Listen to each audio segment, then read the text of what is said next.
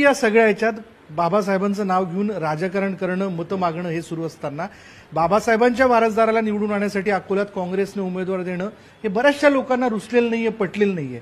यामुळे आपल्याला मतांचं विभाजन होण्याचा फटका बसेल असं आपल्याला वाटतं का?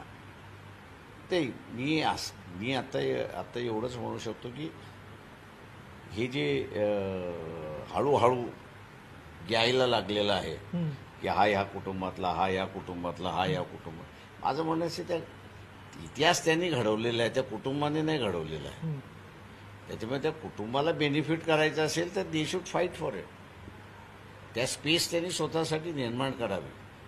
फक्त मी त्या कुटुंबातला आहे आणि म्हणून मला सर तुम्ही बिनविरोध निवडून द्या असा जो सिलसिला चाललाय त्या संकल्पनेला माझा पूर्णपणे विरोध आहे. वा, बर. कर्तृत्व असेल